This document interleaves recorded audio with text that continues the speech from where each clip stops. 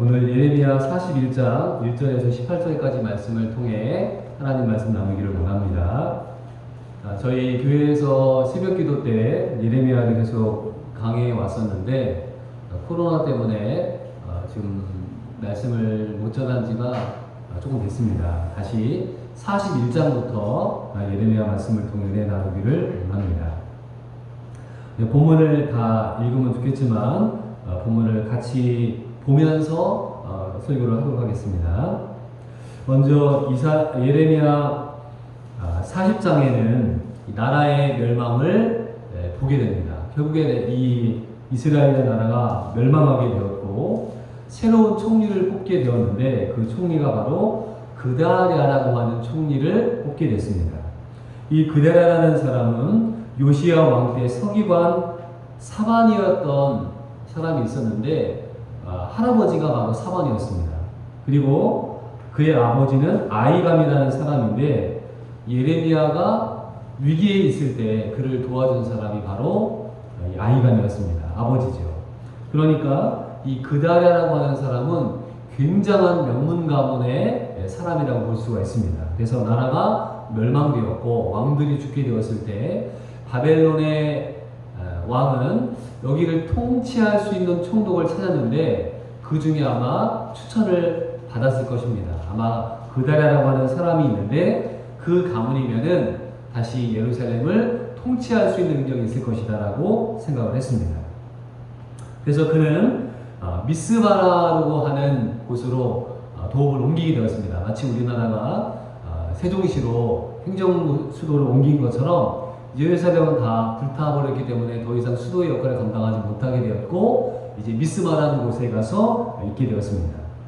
그때 이 흩어져 있던 그런 귀족들이 있었습니다. 왕족도 있었죠. 두 사람이 나오는데요. 한 사람은 이스마엘이라는 사람이고 또 한 사람은 요하난이라는 사람이 등장을 합니다. 그래서 그들이 이제 이 혼란기에 그들이 함께 살아가게 되었습니다. 41장을 보면은 그 가운데 이스마엘이라고 하는 왕족이 이 그다랴를 암살하려는 계획을 가지고 있습니다. 그래서 함께 화치를 청하며 식사 자리를 초대합니다. 자, 1절을 보세요. 일곱째 달에 왕의 종친 엘리사마의 손자요 느다냐의 아들로서 왕의 장관인 이스마엘이 10사람과 함께 미스바로 가서 아이감의 아들 그다랴에게 이르러 미스바에서 함께 떡을 먹다가 같이 떡을 먹게 되었습니다. 2절 보십시오. 느다냐의 아들 이스마엘과 그와 함께 있던 10사람이 일어나서 바벨론의 왕의 그 땅을 위임했던 사반의 손자 아이감의 아들 그다랴를 칼로 쳐 죽였고, 그래서 이 총독 그다랴는 석 달 동안만 나라를 통치하게 되었고 이스마엘에 의해서 암살을 당하고 말게 되었습니다. 또 3절에는 그 옆에 있던 유다 사람들도 죽게 되었고 거기에 주둔군으로 파견되어 있던 갈대아 군사들도 죽게 되었습니다. 이 살인 계획이 얼마나 철저했던지 죽은 지가 이틀이 되었지만 아무도 그것을 알지 못하게 되었습니다. 4절에 말씀하고 있죠. 그가 그다랴를 죽인 지 이틀이 되었어도 그를 아는 사람이 없었다. 그 가운데 이제 사마리아 사람들 80명이 나라가 멸망했다는 얘기를 듣고 이 사신들이 이제 오게 됩니다. 그들은 아마 초막절을 맞이해서 예배를 드리고자 예루살렘에 오게 되었습니다. 그래서 이 80명이나 되는 사람들이 이제 소제를 드리러 왔는데 이스마엘이 그들을 불러다가 유인을 합니다. 유인을 하면서 결국에 그들을 죽여버리죠. 그 중에 70명을 죽이고 10명은 우리가 곡식을 숨겨놓은 곳이 있는데 우리를 좀 살려달라 라고 해서 그들을 살려주게 되었습니다.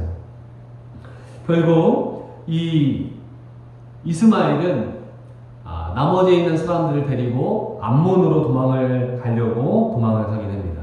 그때 요하난이라고 하는 또 이 사람이 있죠. 이 지도자가 나타나서 그 요하난이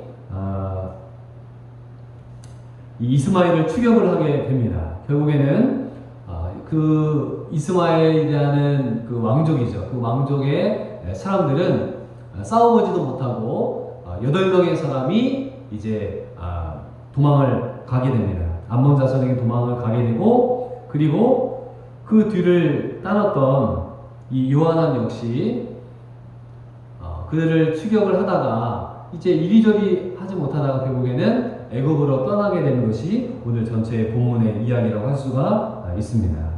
자, 그러면은 왜 이렇게 혼란스러운 이야기를 예레미야는 적게 되었느냐?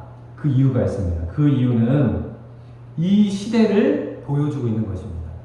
자, 나라가 멸망했죠. 시드기야는 두 눈이 뽑히고 이제 끌려갔습니다. 더 이상 나라에 지도자가 없어요. 혼란스러운 그런 위기 가운데 세 명의 지도자가 나왔습니다. 이스마엘, 그다랴, 요하난. 이 세 명의 공통점은 뭐냐? 이 세 명의 공통점은 하나님을 찾지 않았다는 것이에요. 그 위기의 순간에 하나님께 기도하고 하나님의 뜻을 찾았더라면은 그들에게 또 다른 하나님의 계획이 열렸을 텐데 어찌 된 일인지 이 세 명의 지도자 역시 준비되지 못한 지도자였다는 것을 보게 되는 것입니다. 자, 이스마엘은 어떻습니까? 그가 왕족이었습니다. 그러면은 그 나라를 멸망시킨 장본인 아닙니까? 회개하고 정말 나라를 세우려는 마음을 가져야 될 텐데 이 이스마엘은 민족주의자로서의 애국심만 갖고 있었지 하나님의 뜻을 찾지 못했습니다. 하나님의 뜻은 무엇이었습니까? 70년 동안 포로 생활을 하고 돌아오는 것입니다. 그들이 70년 동안 회개하고 기도하고 하나님의 뜻을 찾는다면은 그들은 하나님께로 돌아오는 기회를 얻었을 것입니다. 민족주의자로서 그는 뜨거운 애국심은 갖고 있었지만 신앙적인 관점에서 본다면은 하나님이 주신 기회를 날려버린 그런 암살자가 되어서 결국에 쫓겨가게 되는 신세를 겪게 되었습니다. 하나님을 의지하는 믿음도 없고 하나님을 찾는 마음도 없는 지도자 이스마엘. 그는 암살을 저지르고 말았습니다. 그러면은 그다랴는 어떻습니까? 그다랴는 명문 가문의 엘리트 출신입니다. 그의 할아버지가 정말 요시야 왕 때 요직을 했고 그의 아버지 역시 아히감도 굉장한 정치력을 갖고 있었던 사람이었습니다. 그러나 그는 너무나 분별력이 없는 지도자였습니다. 왜냐하면 자기를 죽이려고 한다는 첩보를 들었습니다. 요하난이 이야기를 하죠. 당신을 죽이려고 지금 이스마엘이 왔다. 그런데 그 얘기를 듣지 않고 무시해버립니다. 결국에 이 그다랴는 총독으로 임명을 받고 나서 석 달 동안만 통치를 하게 되었고 결국에는 죽고 말게 된 것입니다. 그는 너무나 순진했습니다. 하나님의 사람은 하나님에 대한 지혜가 있어야 되고 세상 물정에 대한 지혜 역시도 있어야 되는데 이 그다랴라고 하는 이 사람은 어느 정도의 능력은 있었지만 하나님을 찾는 그 모습이 없어요. 또 세상의 물정에 대한 서세술도 부족한 사람이었습니다. 가문은 좋았습니다. 그러나 그 시대를 뚫고 나갈 만한 그런 돌파력을 갖고 있지 못한 지도자였다는 것입니다. 또 세 번째 지도자였던 요하난은 어떻습니까? 그는 애굽으로 도망을 갔습니다. 그가 하나님의 뜻을 받들어서 다시 바벨론의 포로가 되고 그 상황이 어떻게 연결됐더라면은 그 역시도 마지막 때 흩어진 이스라엘의 양무리를 지도할 수 있는 사람이 됐을 텐데 그 역시도 너무나 현실적인 사람이었습니다. 그래서 우리가 함께 읽었던 예레미야 이 41장을 쭉 보면은 거기에는 온갖 술수만이 지배하는 세상인 것을 보게 되는 것입니다. 하나님을 찾고자 하는 그런 마음이 없어요. 예레미야를 찾아서 과연 하나님의 뜻이 무엇입니까? 이 시대를 어떻게 살아가야 됩니까? 라고 물어보는 질문도 없습니다. 오직 이 세 명의 지도자는 이 혼란한 시기에 자기의 지혜로 자기의 능력만으로 그것을 해결하려고 하다가 결국에는 죽고 죽이고 쫓겨나는 비참한 모습을 보게 되는 것입니다. 여기 이 41장에는 하나님이 빠진 이 이스라엘의 모습을 우리에게 보여주고 있습니다. 그러면은 백성들의 처지는 어떻습니까? 백성들의 처지 역시 너무나 처량한 것입니다. 왕은 죽고 총독도 죽고 또 지도자 몇 명은 서로 치고받고 싸우고 죽이고 하는 그 가운데 그들은 고통을 받게 되는 것을 보게 됩니다. 사실 지금 우리나라 이 코로나의 사태를 보게 되면서 그 누가 뭐라고 해도 지도자인 정권의 연약함들을 우리가 지적하지 않을 수가 없는 것입니다.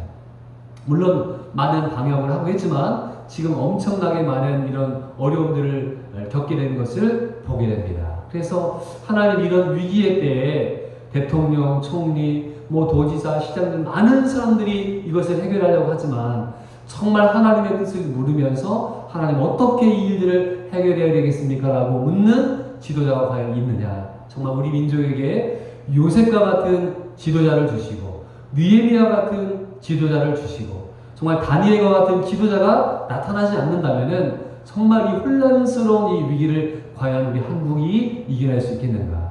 이제 대부분의 교회들이 예배를 대면 예배를 못 드리고 영상으로 가고 있는데 이 위기의 상황에 우리 성도들은 과연 어떻게 나의 신앙을 지키고 가야 될 것인가. 또 경제적으로 어려운 이 어려움 속에서 과연 어떻게 우리가 이 돌파구를 찾게 될 것인가 우리는 고민할 수밖에 없는 것입니다. 사랑하는 성도 여러분, 우리는 하나님께 지혜를 구하셔야 됩니다. 그리고 하나님이 세우신 지도자들을 이 땅에 보내주십시오.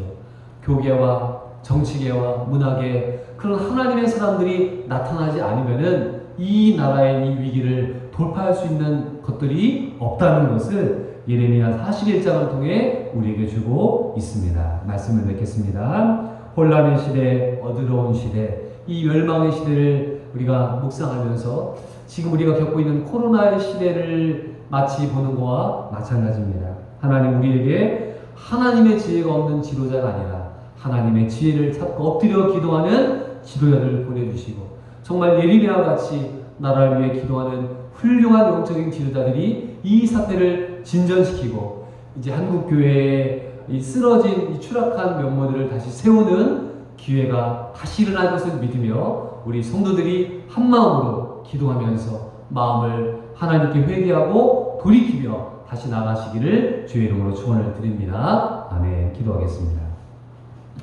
하나님 아버지 감사합니다. 오늘 예레미야 41장 말씀을 함께 묵상을 했는데 혼란의 시대, 고통의 시대, 어려움의 시대에 세 명의 지도자들이 있지만 그들 역시 기도하지 않고 하나님을 찾지 않고 자기의 욕망과 자기의 지혜로만 그 시대에 이끌어가다가 나라는 풍지박살이 나서 정말 어려움에 빠져있는 것들을 보게 됩니다. 주님, 오늘날에 이 코로나 바이러스로 말미암아 예배를 드리지 못하고 정말 학교도 하지 못하고 장사도 하지 못하고 사회가 마비되는 이 시점을 맞이하게 되었습니다. 하나님 위정자들에게 지혜로운 마음을 주시되 하나님을 먼저 찾는 마음들을 주시옵시고 교계의 지도자들도 이 떨어진 한국교회의 위상을 다시 세우며 하나님 앞에 엎드려 회개하고 돌아가는 저희들 될 수 있도록 인도하여 주시옵소서. 오늘 드디어 8월 마지막 날을 맞이하고 새로운 달을 또 맞이하게 됩니다. 하나님 한 달을 마무리하며 회개하며 하나님 주신 은혜를 붙잡고 9월도 승리할 수 있도록 주님 도와 주시옵소서.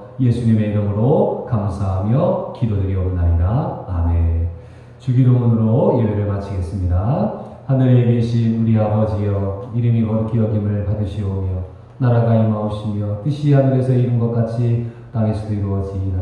오늘날 우리에게 일용할 양식을 주옵시고 우리가 우리에게 죄 지은 자를 사하여 준 것 같이 우리의 죄를 사하여 주옵시고 우리를 시험에 들게 하지 마옵시고 다만 악에서 구하시옵소서. 대개 나라와 권세와 영광이 아버지께 영원히 있사옵나이다.